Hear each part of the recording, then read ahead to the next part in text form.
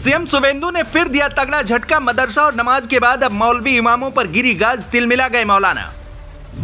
Border पर BSF का शुरू हो गया एक्शन। मालदा में 33 किलोमीटर की फेंसिंग का काम शुरू। बांग्लादेशियों की भी अब खैर नहीं।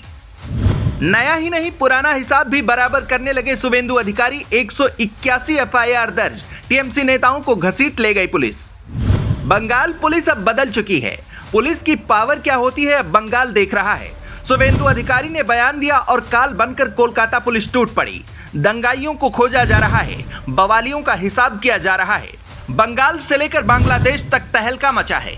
नमाज और लाउडस्पीकर पर नियम आते ही बंगाल में बवाल शुरू हो गया। कट्टरपंथी माहौल को बिगाड़ने लगे। चुपचाप नियम पर चलते तो ठीक था, लेकिन पत्थरबाजों ने सीएम शुवेंदु का पारा हाई कर दिया, जिसके बाद शुवेंदु अधिकारी ने एक और ऐलान से तहलका मचा दिया। मुस्लिम तुष्टीकरण के लिए ममता सरकार ने खूब काम किया। वोट बैंक के लिए ममता बनर्जी ने जो फैसले लिए थे, अब सीएम शुवेंदु उन सब पर बैन लगा रहे हैं। पहली कैबिनेट मीटिंग में जो फैसले हुए, वो फैसले ही कट्टरपंथियों को रुला रहे थे। अब दूसरी कैबिनेट मीटिंग में और भी धमाकेदार ऐलान हो गया।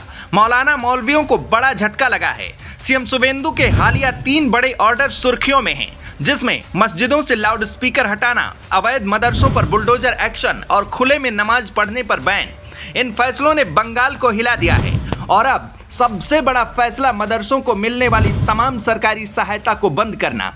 यानी अब बंगाल में इमामों और मुइज्जनों की सरकारी सैलरी पर रोक लगा दी गई है। सीएम शुवेंदु ने राज्य सरकारी कर्मचारियों के लिए 7वें वेतन आयोग को लागू करने के प्रस्ताव को मंजूरी दे दी है।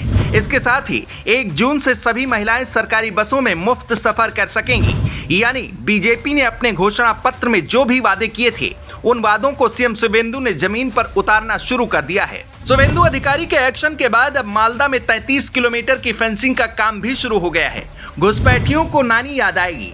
बॉर्डर पर सेना उन्हें धुआं बनाएगी। इसी बात से तिलमिलाए बांग्लादेशी प्रदर्शन कर रहे हैं, धमकी दे रहे हैं, लेकिन शुवेंदु अभी रुकने वाले नहीं हैं। बांग्लादेशी मौलानाओं के इशारे पर पत्थर उठाने वालों को भी आखिरी अल्टीमेटम दे दिया गया है।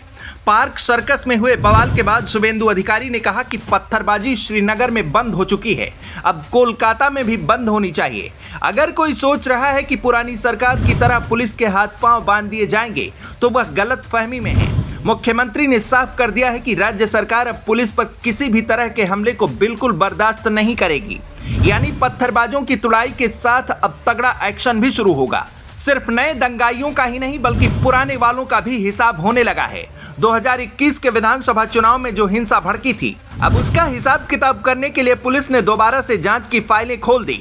बताया जा रहा है कि उस दौरान 2000 से ज्यादा एफआईआर दर्ज हुई थी, लेकिन कार्रवाई के नाम पर सिर्फ और सिर्फ ठेंगा दिखाया गया, आरोपियों को बचाया गया। लेकिन अब शुवेंदु सरकार में उनके पापों की सजा भी दी जाएगी।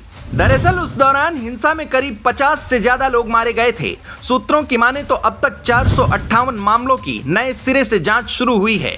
इसके अलावा 181 नए केस दर्ज भी हुए हैं। 24 घंटे के अंदर एक्शन भी शुरू हुआ। हुगली में बीजेपी कार्यकर्ताओं के साथ मारपीट, धमकी और महिलाओं के साथ दुर्व्यवहार के आरोप में पुलिस ने टीएमसी के 3 नेताओं को भी गिरफ्तार किया है।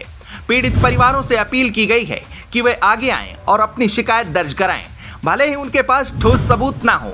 सरकार ने आश्वासन दिया है कि हर शिकायत की निष्पक्ष जांच की जाएगी। ममता बनर्जी का भतीजा भी रडार पर है और हिंसा भड़काने वालों का हिसाब भी शुरू हो चुका है।